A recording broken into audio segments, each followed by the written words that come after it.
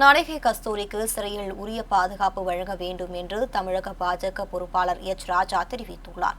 புதுக்கோட்டையில் செய்தியாளர்களிடம் பேசிய அவர், பிரதமரை தரக்குறைவாக பேசிய தாமு அன்பரசனை இதுவரை கைது செய்யாமல் இருப்பதாகவும், ஆனால் நடிகை கஸ்தூரியை மட்டும் கைது செய்திருப்பதாகவும் தெரிவித்துள்ளார்.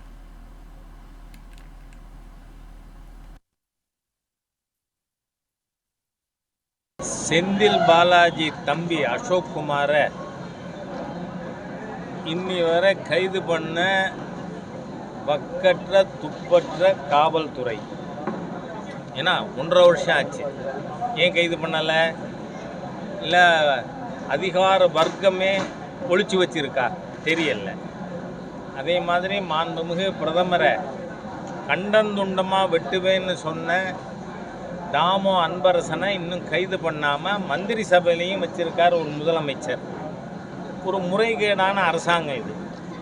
ஆனால் நீங்கள் பார்த்தீங்கன்னா மீசையை முறுக்கிக்கிட்டு நாள் பூரா தேடுன்னு தேடி பாவம் ஒரு பெண்மணி கஸ்தூரியை கைது பண்ணிட்டாங்களாம். பெரிய பகாதூரி பராக்கிரமம் காட்டியிருக்கு தமிழ்நாடு போலீஸு.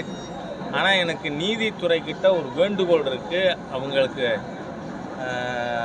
பாதுகாப்புக்கு நீதித்துறை என்ஷூர் பண்ணணும். காரணம், ஜுடிஷியல் கஸ்டடியில் இருக்கும் பொழுது தான் சவுக்கு சங்கர் கை உடைக்கப்பட்டது. அதனால் தமிழக காவல்துறை, தமிழக அரசாங்கம் எவ்வளவு மோசமாக போனாலும் நடந்துக்கும்.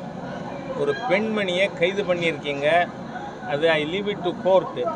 ஆனால் இந்த அரசாங்கம், இந்த காவல்துறை நேர்மையாக நாகரிகமாக நடக்காது.